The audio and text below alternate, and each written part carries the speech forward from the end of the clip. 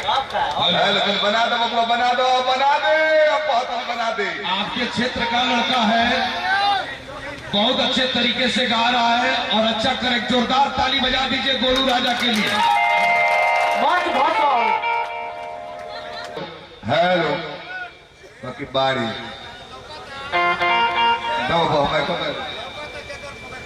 जानता नहीं बनाई नहीं कर ससुर लागत पूछी कैसे बीकी बबुआ नाम सोनी कर भाई लगे गोलू राजा के। अब बीकी का ससुराल डोंगरी हो तो ससुर भइल कि ना हमार तो भाई हो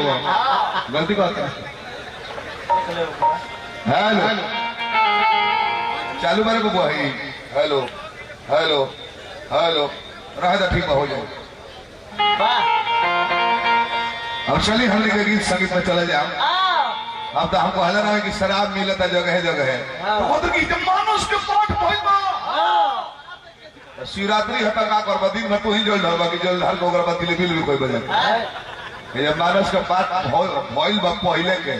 वो बीत गइल बा सत्संग हो गइल बा। हम तुम मनोरंजन करे खातिर आइल बनी जा हमने सब मानस के पाठ करावल जाई जी कॉल एक रामायण बोल है एगो चौपाई कर ठाकुर जी मास्टर साहब एगो चौपाई बोल रहे हैं। दारू के प्रचार मानसों में बा पूछी कहा बा जना बड़ा सुख ने किया के नाक कान कटाई बावे जाके रावण सो रह देती है मतवाला भइल बा मदिरा के नशा में ओहू में बा बाऊ रामचरित मानस में खाली निमने बात नहीं थे बाउरो बात का पूछी कहा धर्म अधर्म दोनों सीखे वाला कारखाना हो। आज के डेट में केहू ऐसा देखे जी अपना भवे को रखले होके वही रामचरित मानस में बाली अपना भवा को रखा था। अच्छा पूरा दोनों देखो तबे निमन का चिन्ह खाली निमने हो जाए तो वो बिगड़ जाए सबे कलेक्टर हो जाए तो चपरासी की नौकरी के करी। मानस में दोनों देखले बनी धर्म अधर्म गोस्वामी जी आई देखल में लास्ट में कि अधर्मी के नाश होला धर्म के झंडा लहरेगा। हम जब तो गीत वाला बड़ा तो हम डायरेक्ट गीत सुना होता देखी कहिया का पाना हटे गोलू राजा कितना मेहनत से खोजनी रवि रंजन ये गीत गाओ तो नहीं हम लगभग 18 साल पहले ही गाना बाबा के गोल लगता नहीं बाकी देखी नू ब्राह्मण के पैसा हमने के रोसे ना पूछी का है जौन राजपूत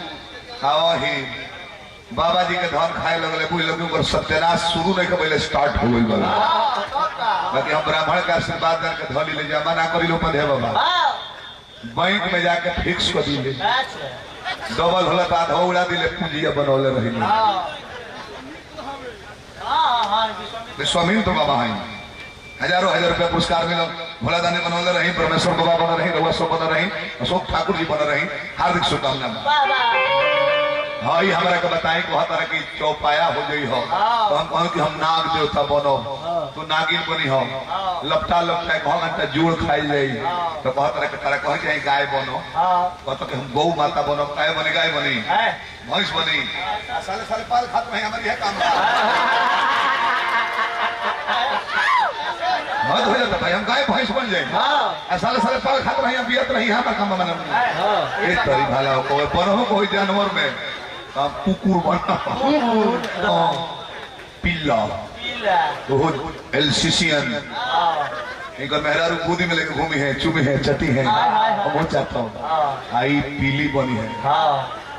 पूछी का है अब सब जीव जंतु का मजा आदमी के प्यार का मजा 5 मिनट 10 मिनट साढ़ बब्बो का पड़ा 1 मिनट कुत्ता इतना फायदा केहू का नहीं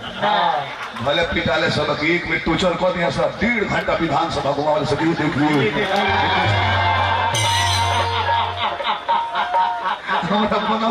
कुकुर बनब चौपाया में हमारा दोसर जीव जंतु नहीं बने बकेल शिशियन महंगा बेचने वाला। अब बताई रावण उत्तम कुल पुलस्कर नाती उतना ऊंचा खानदान कर रहे कर्मी बिगड़ गई पहले के बात ना पहले ठीक हो धन दौलत बढ़िया हो उत्तम खानदानो हो कि बाद में मौका गई हो बाद में लगल चोरी करे बाद में मदिरा पिए लगल हो चोरी करे लगल हो मेहरारू के पहले के ठीक हो बाबूजी तो धर्मात्मा रहे विशेष सरवा का लड़का हो राव विशेष सरवा का लड़का राम अर्थ एक पर गोल लगी हाँ। तो वही की जय हो जय हो। बाबा गोल लगी जो जरी के राखो एक बेर विश्वा नाम रहे बाकी हमके भोजपुरिया में वाले विशेष सरवा का लेकर रहे राम के कर लेकर रहे विशेष सरवा के विशेष सरवा का लेकर ये रावड़ी है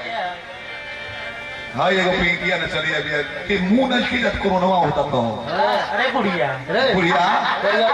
निकल लड़का के एगो बैंक में कलर पहले बार रोज फोन करता कि चाचा मना कर दो माई के नाचतिया हमारे स्टाफ लोग कहता कि तोर माई है नो